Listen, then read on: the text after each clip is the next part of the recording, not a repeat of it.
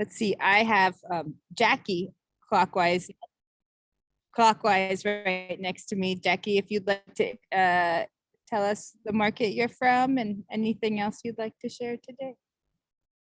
This is my name is Jackie Rossignol with the Rama Farmers Market, and the market had a meltdown about 2 weeks ago, and so I'm the interim market manager again. But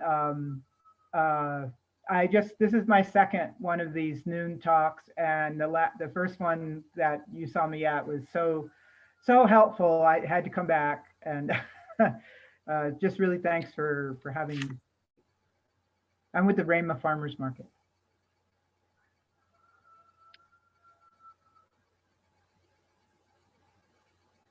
Great. Thanks, Jackie. Thanks for joining us. Virginia, can you go next, please? Sure.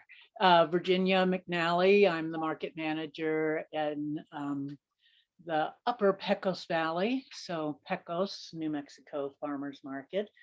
And I do have a few questions. So when you get to the question part, I have a couple of questions.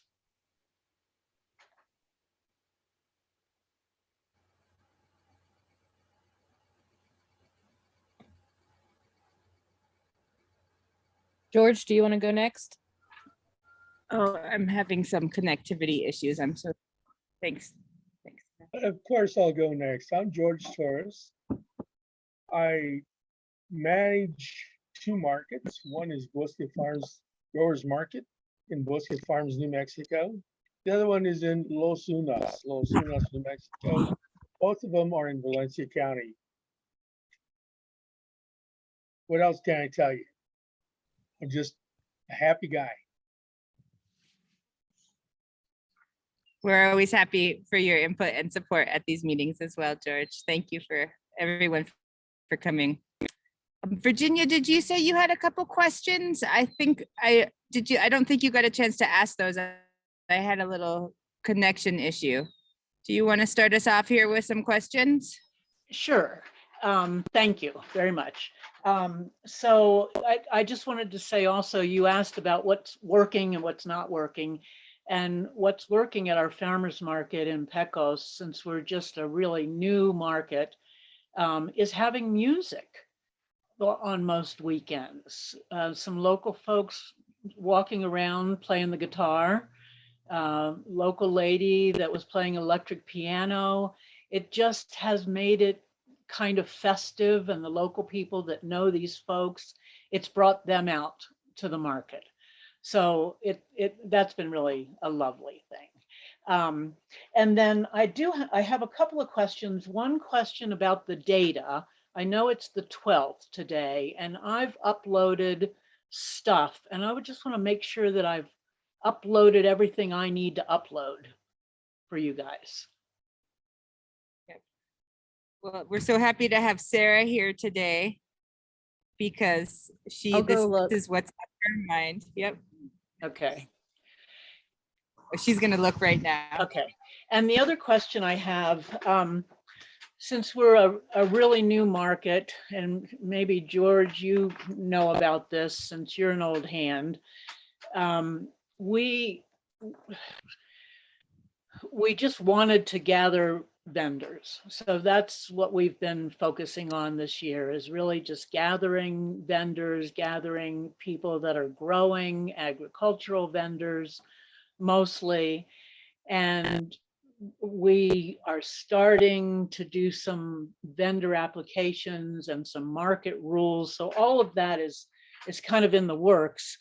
And I've had these lovely folks helping me since last year. They have jobs and they have families and they have babies, and they're growing things and they're selling things and they're helping me. And I'm wondering, I'd like to pay them something. And I'm wondering what you do with volunteers.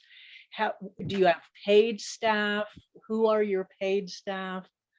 How do you pay them? What do you do with volunteers? That's my big question for the day. Yeah, can jump in there with some things that we have done at Silver City Farmers Market. Okay, One is something we call market bucks, which we just created our own monetary, like we create, it looks like a dollar bill and it has our logo in the middle.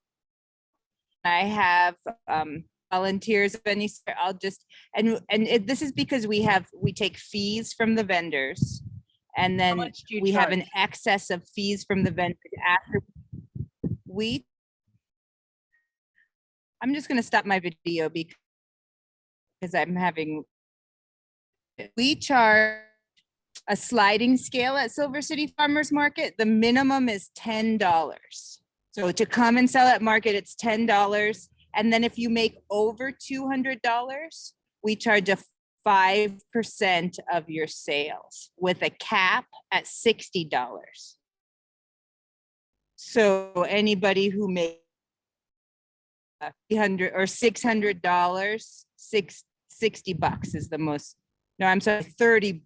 Oh, it's been a minute here since I've taken fees.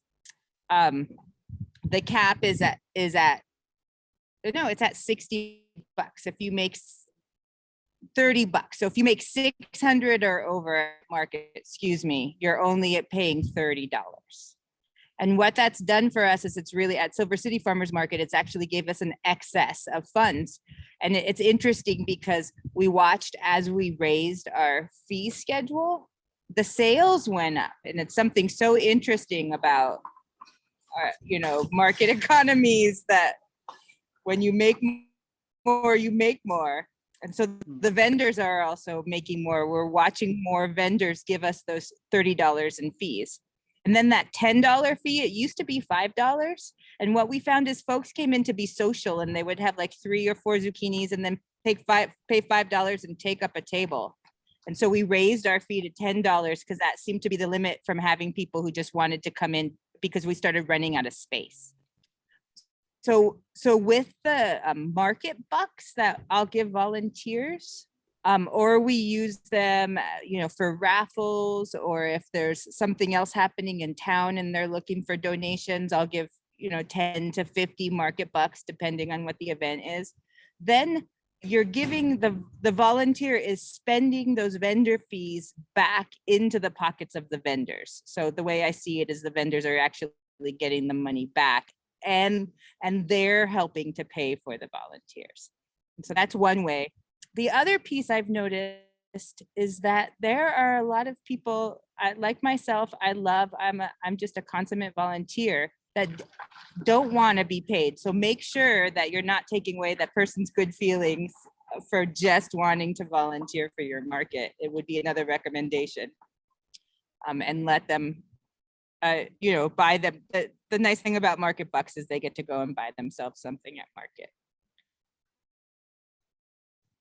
So that's one way that we pay. The other thing is, for tax reasons, there's a certain number that you can pay out before you, and I believe it's $600. And this is something to talk to your accountant about, or your tax professional. But if you pay out under a certain amount and it's either $600 or $1,000, then you're not beholden. That person's a contractor and you're not beholden to pay payroll taxes and other taxes, because that's where it starts to get tricky for markets, is when you pay people and you have to pay taxes and have insured liability insurance for employees. So that's kind of you need to be thoughtful of those as well. And the same with music. Make sure to put out a hat, put a tip jar.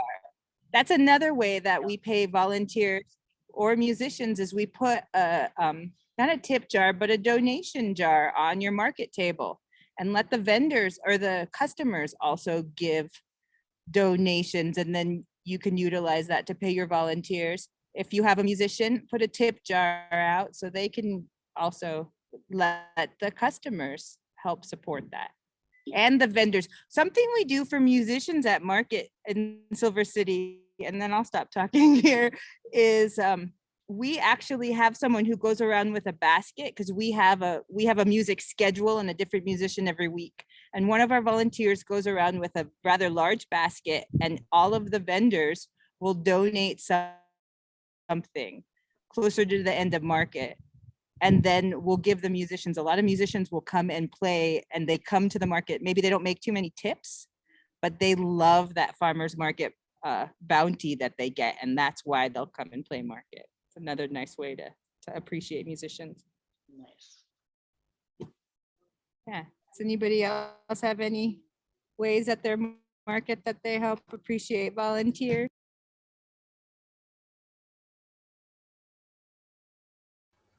Yeah, at the Raymond Market, we actually take the musician around and to each vendor. And that way they actually kind of get what they're, interested in terms of produce. And sometimes we pay, this year we're kind of short. So our musician gets it all in produce. He seems to be really satisfied with that. So I wanted to back up that that's a good way to keep the musicians coming. Yeah, and another way to utilize those market bucks, those Rama market bucks or the Pecos market bucks. We have Silver City market bucks. You can just hand them to the musician and then they get to go around. And all of our vendors know when they see those dollars coming in, it's just a little slip of paper. They know that this is someone who's won something and from, somewhere in town or has done something nice for market. And so they also know that that person is, when they see those, they recognize those as a special person who's been given something for a special reason. And the other thing here's a thing that I've done with the vendors is I've explained what those dollars are and they can choose. We have some very generous vendors who just bring the dollars back to us as a donation again, and they don't redeem them. So it's just a way to keep a market economy going because they recognize, they know Logan who sets up our market every week. So when he comes around with the market bucks, they know that he has those from helping set up, and then they don't want to redeem them. They want to make sure that the market has those funds. And it gives them those good volunteer feelings too. I don't ever like to take away that feeling of just doing something nice from people, So when someone That was a spends good, their market bucks, then the vendors get reimbursed by you? Is that what you're saying? at the end of the day, we have a little slip they fill out to tell us how many double up food bucks, how many EBT tokens, how many market bucks, whatever they need to get reimbursed for at the end of market, they add that all up on a slip. And then I can use that slip to do my reporting later. We actually subtract their fees out of the numbers.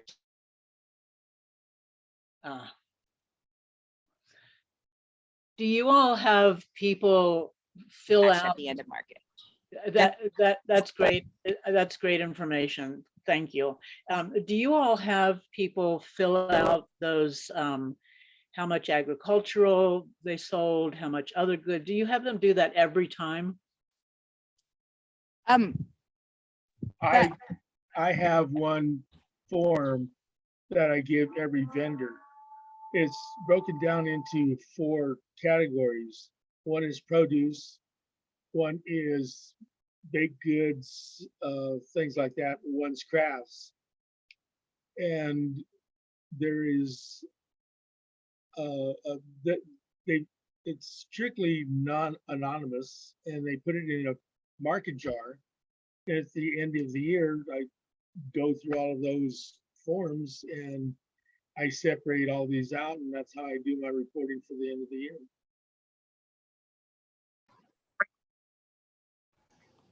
Another use for that, we do that at the market, and not this year, but in a good year, I would go through those little chits, figuring out, and every so often I have them list on the back exactly what they're selling. And then I send a public service announcement to our local radio station, and they actually list what's available at the market.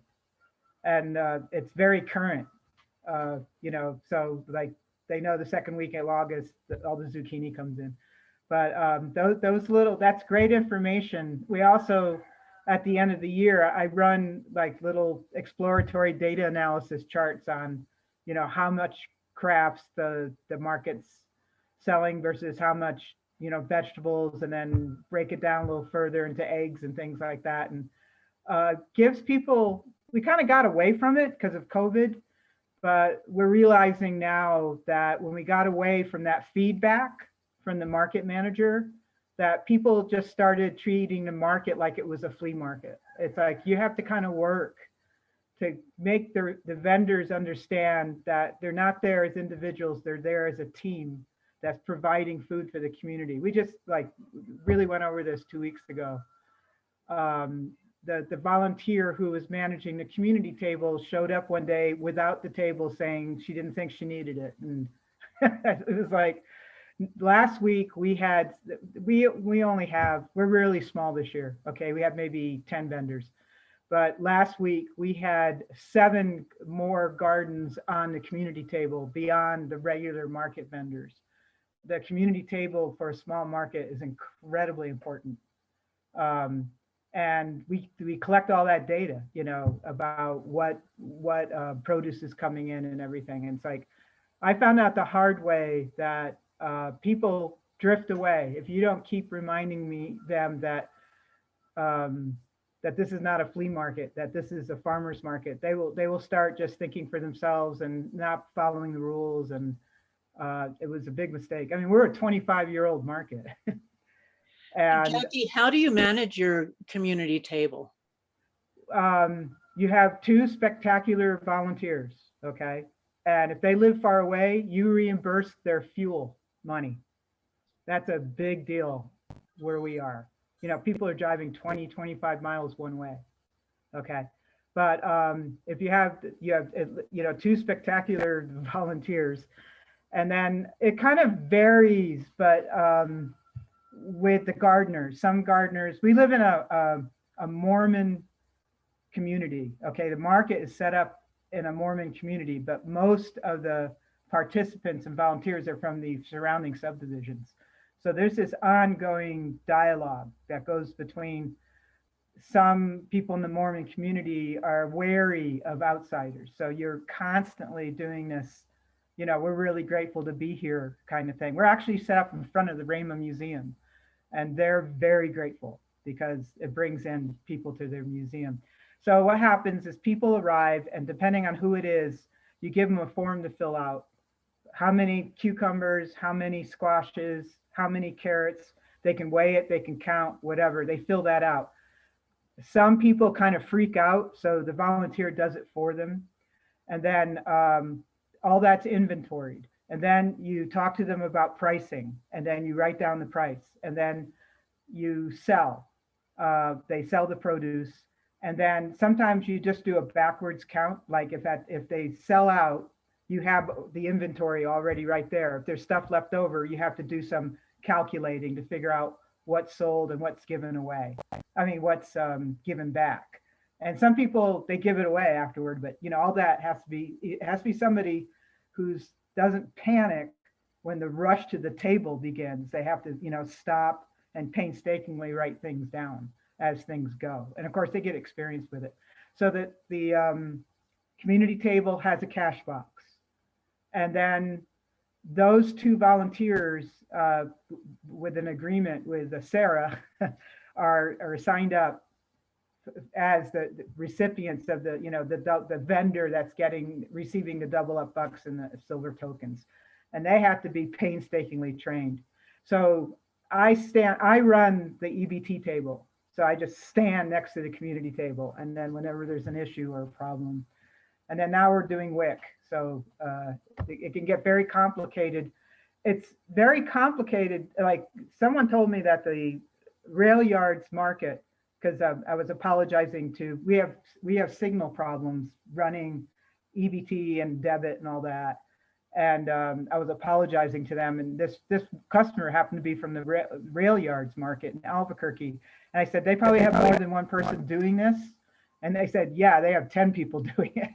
It's just like, So even though it's a small market, it's every bit as complicated, I guess, as, something like the rail yards. You have to cover all the bases for doing it all. And so it takes a real outstanding volunteer, or hopefully at least two, and then maybe backup volunteers just to kind of ride herd. So the resurgence of the community table at our market, and this is probably what I was going to talk about today anyway, is because we have this one vendor. I resigned as market manager and things started to decline. Okay. And this one market vendor decided that because he was the main part of the market now, we had between 3 and 5 produce vendors, that he no longer had to follow the rules. And so he started when he wanted to start. He's not paying his full vendor fee. And he's putting out there that there'd be no market if it wasn't for him. So I talked to a few people, and one of our volunteers, her name is Cindy. She's just amazing. She's Mormon. She's very devout. She believes that the community table is the way to bring the Rama community back into agriculture and honoring agriculture. She's really firm about this. She quotes the Doctrine and Covenants, and so she took over that community table and then got on the phone and rounded up all these, Rama Mormon gardeners, and they arrived. So I was checking this. We now have, it's like the community table is now more than half of the sales going on at this little tiny market, and it was to show this other vendor. And we haven't decided what to do about him yet. The one that won't pay his fee and starts when he wants to start. And it's like, you can't build a market around one vendor. If I've got one piece of advice, don't let it happen. Don't let one vendor dominate like that. And it's wonderful that he has all this produce and everything, but it has to be a community thing. The farmers market has to be in a community event, and the community table is a great way to recruit. And sometimes these people get all inspired and they become, regular vendors. But I got a little off track there. It's just like if you want to give me your email, I keep promising this. I have a 4-page document how to set up a community table, like everything that could possibly go wrong.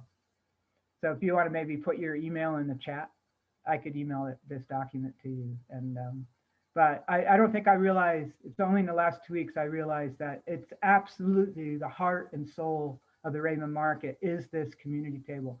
And it's very easy to lose sight of that when you have a couple big vendors. It's like vendors come, vendors go. But if you have a very well-developed community table, you will always have a market. That's my speech. Thanks.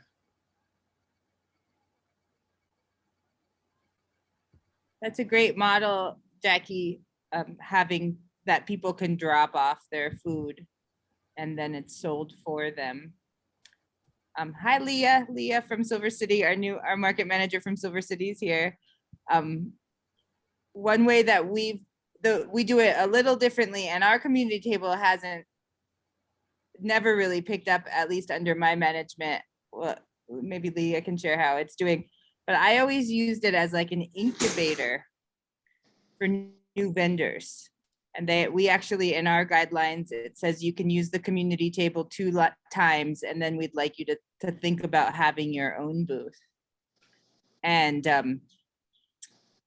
that does prohibit people who just have a small amount of food who want to come in and sell at market. And that's such a nice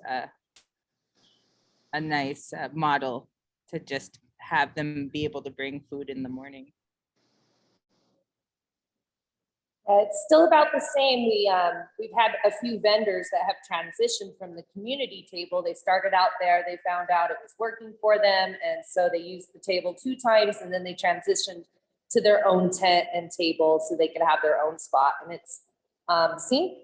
And then I think we have a few return that always use it like once or twice a year, but they come back year after year. Mm-hmm. Yeah, and in the past, I called it the community table with these fingers, and we actually had a tent. We had a couple set tents that we could set up for people who had enough food to just, or they had their own setup. We would just charge them. It was, what is it, $5 to use the community Yes. table? It's $5 to use the community table. They could set up their own booth at market for $5 for 2 times just to try out the market. Because it also, what we notice with new vendors is that, and I think I heard this mirrored in our last conversation in the last meeting as well, is that it takes the customers some time to notice that there's a new vendor and be interested maybe in buying something from a new person. So that lower fee for someone who's trying out market helps them to want to come back if they didn't have such a successful first or second market.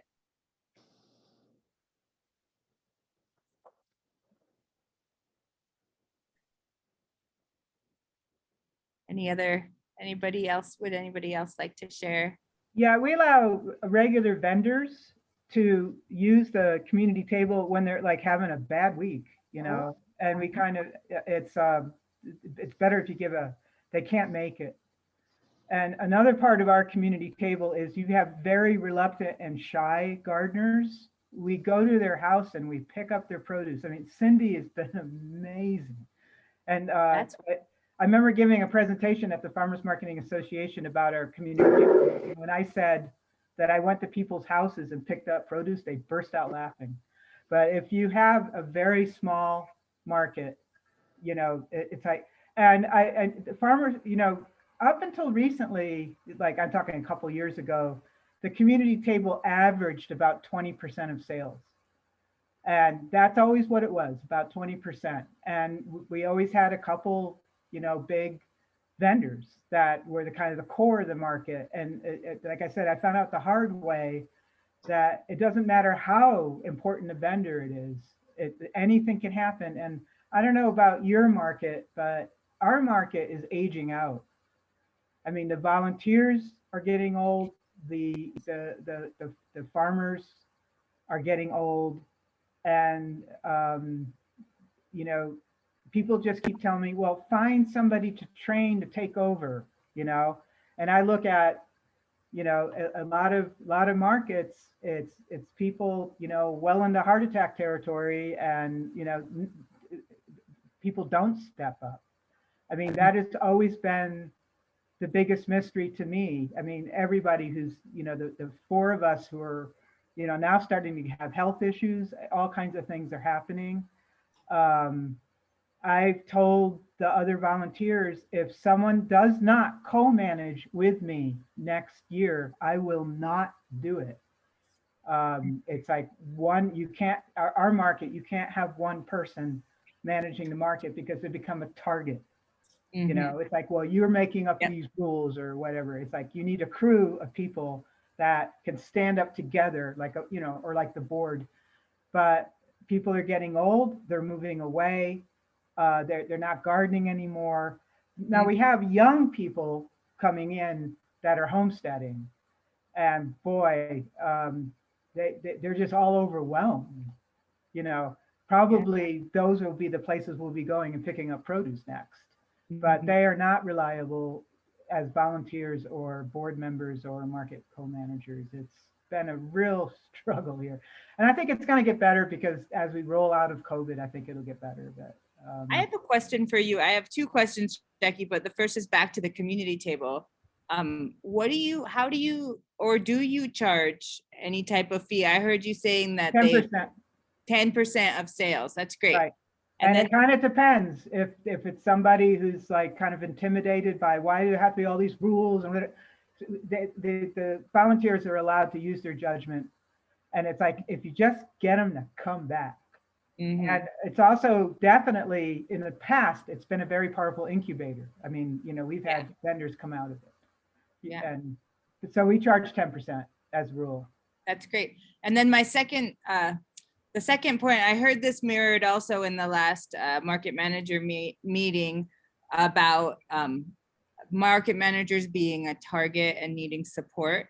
the Silver City Farmers Market, even before I was there, since its inception, it's a vendor run market, we say. And every year we have a vendor meeting, and they have the opportunity to vote on all of our guidelines, add new guidelines. Like we changed our location in the last 2 years, and all of a sudden the spaces changed, and we realized we needed new rules around parking spaces versus non-parking space spots for people. And so we voted in a new guideline. And then sometimes guidelines get outdated, or we don't, people don't want that guideline. And so someone will bring it up and say, I'd like to change this guideline or vote it out.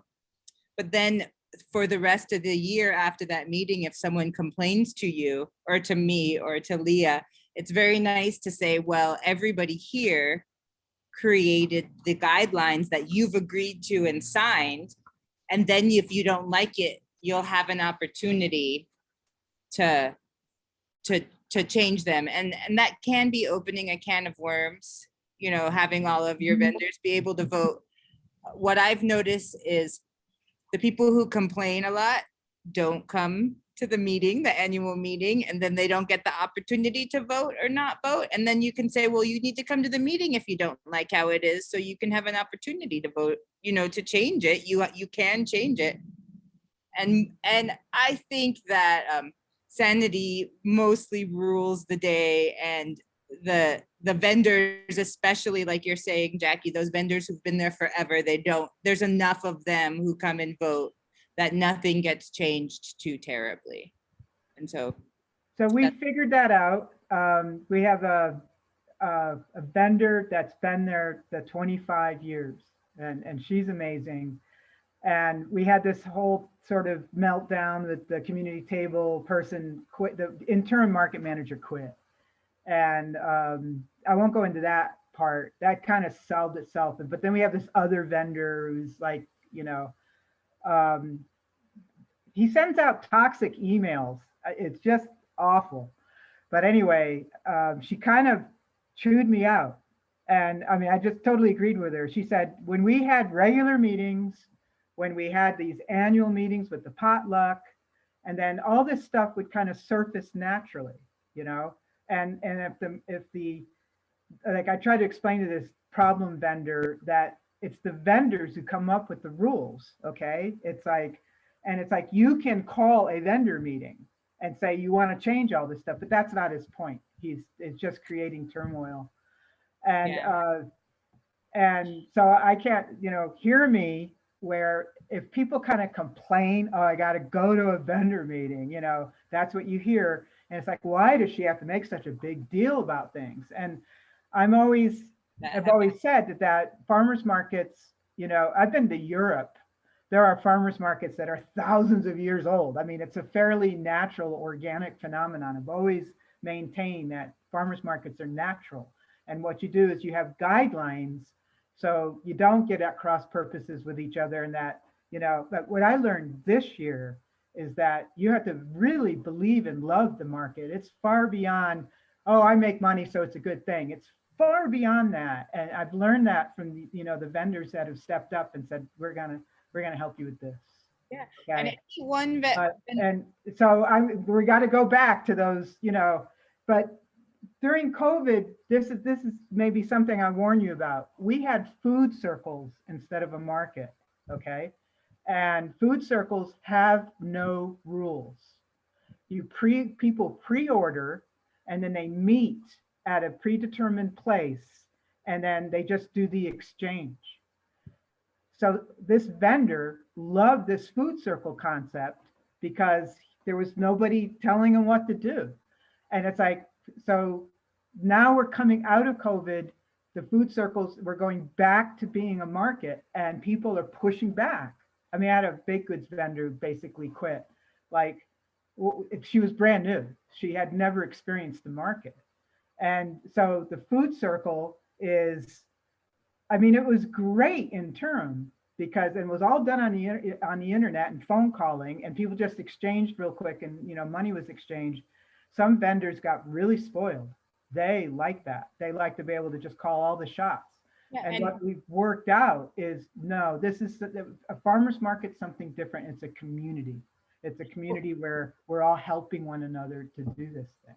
And there should be a benefit as well, a manager who's not only telling you what to do, but also helping you when you need help. There's the incentive programs, which bring in all that extra income.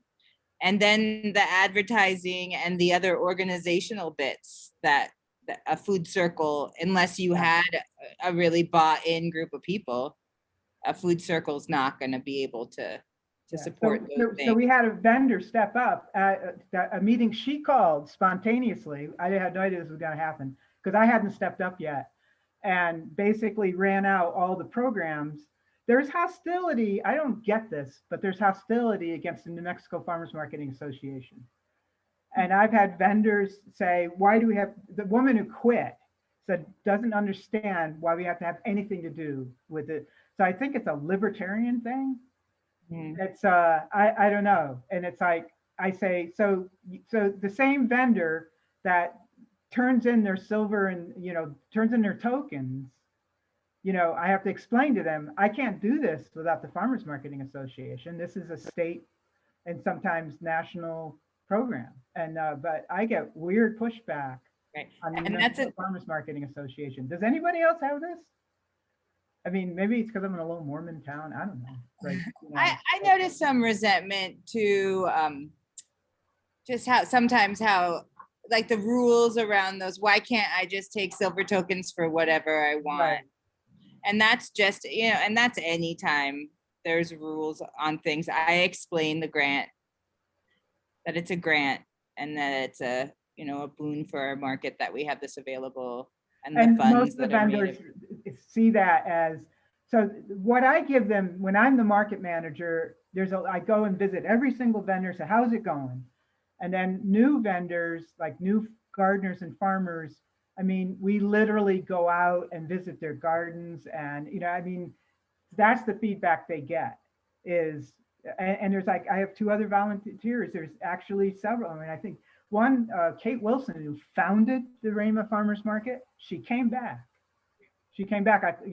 Cindy called her up and said, we need help. So she came back. And, I mean, that's been actually amazing. Like I said, what I feel kind of embarrassed about is I did all this stuff with meetings and everything, and it bored people and they complained about it. And why are you making such a big deal about everything? It turns out when you don't do it, whoa, it can go in any possible direction. Yeah. And Yeah. that's- And we have a date and a month. It happens right at the beginning, before the season starts, about a month before our major market season. And it does seem like we have a board and they try to meet regularly depending on how active the board is. I'm going to turn red a little here with Leah because I'm on the board and we haven't met for a while. But we have that too. But we only have one. We did during COVID have a second annual meeting because of some issues that came up through COVID that we needed to meet again. But if you just really limit it to once a year and they know, and then you're not open to all those changes. We have bylaws and it's written into our bylaws when the meeting happens and how it happens, so that it's just the vendors know that this is the time to show up and be patient. They're never patient at those meetings. I'm always surprised how cranky they are at that meeting because they complain all year about the stuff they don't like. So I'm like, well, can't have Well, it. it's good to know that good to know that we don't have this weird, unusual market. No, I think vendors are just, they're at a market vending because they're fierce individualists. Yeah. Farmers, they come once a week. They get to, they have control over their own booth. And so that's just what I found, is that we're really dealing with individuals who are outside of the box, and so it comes with both sides of the coin, and they don't have to participate. And I just remind them that as well. You don't have to. Like you were saying, this is a community. It's decided on together. We also, the other thing is the products we bring and the quality of the products reflect on the whole market. Because once, and that, so what they have at their booth really affects everyone. You know, if they're bringing something that's low quality or might make someone sick, then that makes the customers question every single booth. How many vendors Might do you not have? have thought of it before. How many vendors are at the Silver City Farmers Market, Leah? Oh, we've been having 27, 28 vendors right now. Oh, I thought you were a lot bigger. It's Yeah. busy. I mean, I thought you were larger than that. So, I mean, I could see having 27 vendors. I mean, we count every community table participant as a vendor. That's how Yes. important they are. So you don't, they're kind of virtual vendors, you know, you may never see them. Okay, thanks. So we have about 15 minutes left, and I just want to give everybody an opportunity to share. Leah, did you have anything today you wanted to share? What's working or not working at Market? Are you here just to listen to others? Did you guys talk about the WIC program and how that's rolling out? I think that's the only thing that's not working at Market is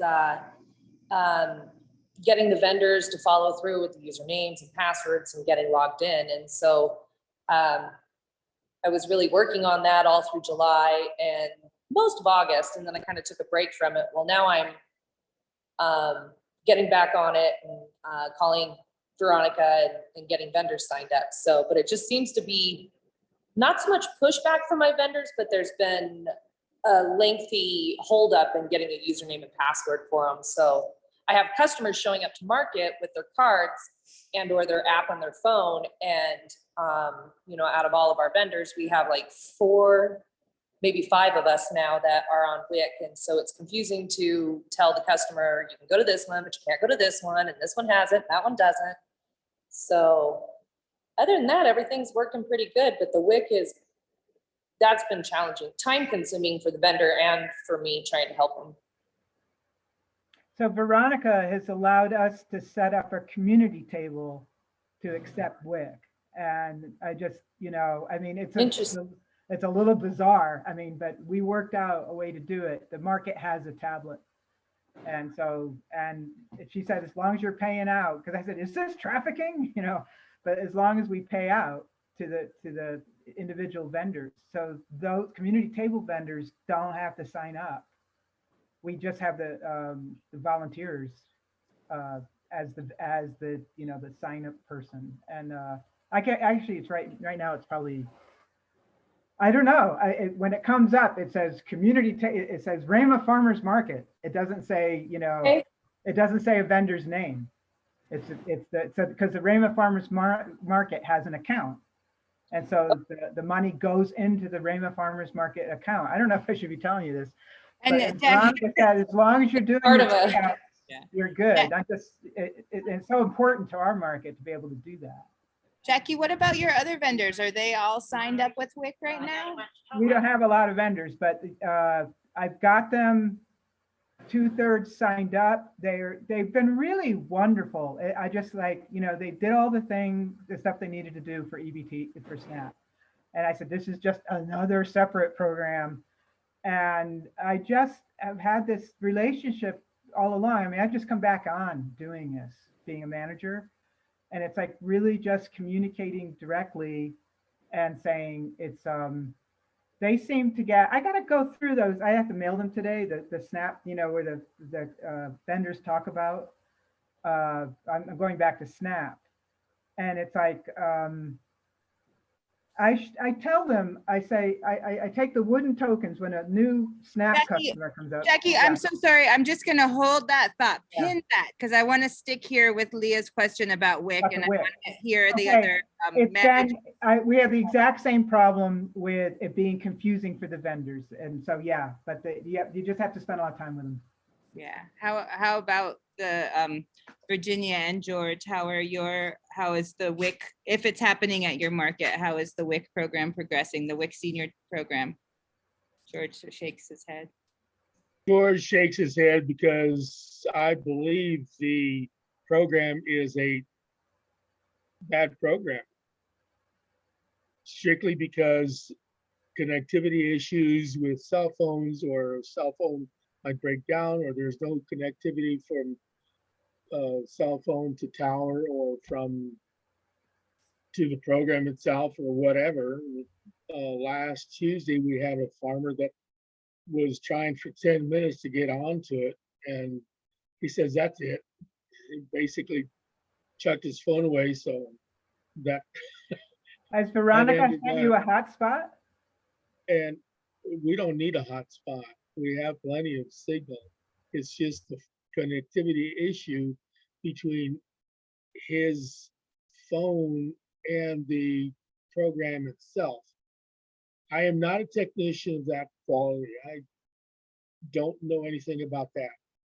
We do have several vendors that do not use WIC, won't use WIC. They either are said, I don't want a cell phone, I don't want a hotspot, or anything else that has to do with the internet. There are people that just will not use it because of, I don't need it, they say. If somebody wants to buy it, stuff with regular dollars, that's fine. If they don't want to buy it with regular dollars, if it looks like they might want something for sure, I'll just give it to them because they just will not do it. Virginia, is your market working with the WIC senior program? We are working with the program, and we don't have very many vendors anyway, but we do have, I think, 4 or so that are signed up with the WIC program. And I think, like what I'm hearing other people say about different things, it's really, for me, it's really educating the vendors and what's the benefit of it for them and for our community. And we have a lot of senior folks who are not only signed up, but getting signed up. So we're starting to get people that come over and have their cards.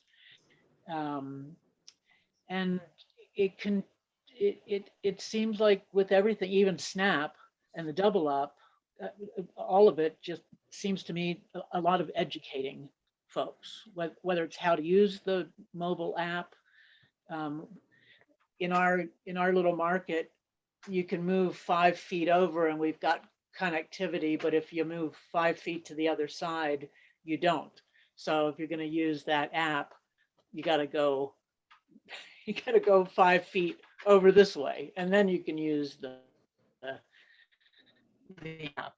So it's little things like that, and it works okay. Yeah.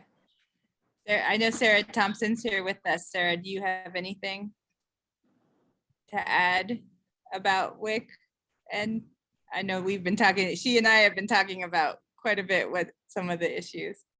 With WIC, no, I know connectivity is an issue and technology access is an issue. And with access, including like the ability to like having this technical skills to use the app. So I know it's certainly a challenge. I know also that the team at WIC, Veronica and Sarah, have been kind of pushed into this before they were ready. And so, you know, even though the program is how it is this summer, there are states that don't have it at all this summer. So because on a national level, the checks don't exist anymore. So it's unfortunate that it's a tough rollout, but doing the best they can over at the WIC office. I know she's working real hard.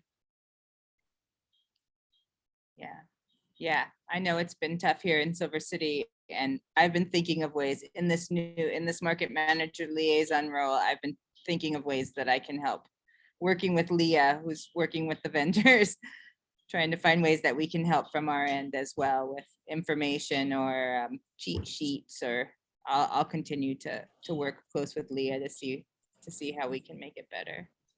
It's been a lot of one-on-one with me literally taking my vendor's phone and installing the app for them, getting into their email, getting their username and password, cutting and pasting it over for them. So that's the technological stuff that's you talked about, Sarah, that the vendors just don't seem to, they just can't do it. And so they give me their phone, and so I just do it for them, get them all logged in. And once they're into it, it's working fine. It's just that initial username and password, whether they lose it or it doesn't work or it times out. So yeah, once we're in there, it seems to be working fine. I'm not having any issues with it as a vendor myself. It seems to work really well, and my 17-year-old son can use it now, so. Well, that's I mean, you can't use a 17-year-old to say, oh, it must That's be not easy fair. because my 17-year-old can do it. Yeah, he's probably better at it than me. One thing I discovered was I still have a flip phone. I don't actually, I'm not personally signed up for WIC because I don't own a smartphone, but the market does. So having the Raymond Farmers Market as one of the potential, signees really made a difference. But there are people at the market that are way ahead of me on all the technology. And I realized it was just a question of finding the vendor who was completely on top of it. And then I would go to them and say, can you help me with this thing? And it's like, I think that, I found that incredibly useful when a vendor could step up and kind of fill the gap. And of course, that made them feel like they were doing something for the market. And so, if you got a smart vendor out there who's totally on top of their smartphone and can explain it all to you, then that was a huge help to me.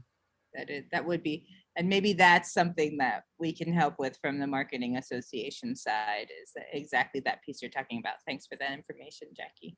It's nice when they're on site though. Right, well. Yeah. We'll see what You we guys have been a big help, and also Veronica, it's been great. Good, I'm glad to hear that. I'm glad to hear you're getting the help you need. Well, we have about 5 more minutes left, and so I just want to make sure that everybody who came with concern or what's working or not working has been able to ask their questions and offer their information. And I'll share here that our next market manager, we're going to start going to one market manager lunch a month. And just as the season is coming to an end, we're looking forward that our next meeting is actually called The End is in Sight. And so the year end that is. And so we're going to be talking about year end from the New Mexico Farmers Marketing standpoint, more reporting information, and the annual reporting that we get for all of our grants and our own information to help make markets better around the state. And we'll be talking about that next month, of course. Well, I had also heard mirrored, or I had heard through so the notes that have been taken around these meetings that maybe 1 o'clock is a better time for folks for these meetings. Is there any sense here about timing, and if this is a good time or a good day of the week for the meetings? Okay, I may send out one of those doodle polls that asks because I noticed that we're working with 30 plus markets and we don't see them all here. So I may send out, you may see a doodle poll this month asking about timing of these meetings to see if we can pull in some more, or maybe a questionnaire about why people might not be coming or what can make them better. So we'll go down to one meeting next month, and we'll be sending out information and through all of the same ways, through email, reminders and whatnot, to help you get to that one. Let's see, it's Jackie, and I cut you off earlier. I wanted to come back around and give you the opportunity to share with us You were starting to talk about wooden tokens. It just real quick is I have new, first time they've ever, you show them the wooden tokens and we just heard, because I've been putting up flyers, we could use our EBT. So they're brand new to the program. And so maybe everybody knows this already. So you lay out their wooden tokens and you explain what they can buy with the wooden tokens. And then you lay out the silver tokens and you tell them their money's been doubled. And they are blown away. Yeah. But what you need to do as a market manager is to get that across to the vendors that, the connection. So the only thing I've run into trouble with is there are people out there that are anti-SNAP. We're in a very conservative community. And I'm running into occasional problems with, well, I don't believe in food stamps. I don't believe we should be doing it. You know what I'd like to remind people, Jackie, is that like at the top level of agriculture, corn and wheat and soybeans is all subsidized. Oh, yeah, I know. We have that. Yeah. This is our local food subsidy. Oh, I have no trouble I know explaining you to know. people. Yeah. I just said that's when that hostility will sometimes surface. But usually the vendors are just so blown away that they're getting more business because of the silver and wooden tokens. And it's like, sometimes I take the next step to say, and people are just really excited to be able to do this. Well, and the other thing the other reminder I'd like to let those folks know who have questions about it or don't understand the program is that those vendors are all local. The EBT money, normally is going out through Right. in these small communities, Walmart and these big box stores. So when those funds come into the markets and go in the pockets of the vendors, those vendors go and spend those in the community. With Yeah. the Oh, yeah. local automotive place and the local, So I think, so my Services? point only was that the market manager probably grasps all this, especially over time. You see the big picture, okay? And I write articles for the Farmers Beat and all that. But the vendors themselves are only seeing the money. They're not seeing that bigger picture. But I think it's worth time to get across to them that they're participating in this amazing program. yeah. Yeah, and that same good, I like to also remind the customers that, and they recognize that spending that money at the farmer's market is helping their community as well, Right. giving and using their benefits at market. So it's my favorite stat is, and I learned this from Sarah Thompson, correct me if I have my numbers wrong, but $1 spent on EBT at farmer's market turns into $1.61 because of our double up program. It turns into about $1.61 in our community. And so we were just at a county commissioner meeting this week and we were telling the commissioners about how important the dollars are at market and how they go right back into our community twofold. So it is a wonderful program. Well, we're at 101. Thank you all for coming today. I really enjoy talking about all of these issues and seeing you all. See you next. And say that again, Leah. Oh, I was saying, see you next time. Yeah, I'll be happy to see you all next time. And my email's out there. You got an email from me this week. I'm Andrea at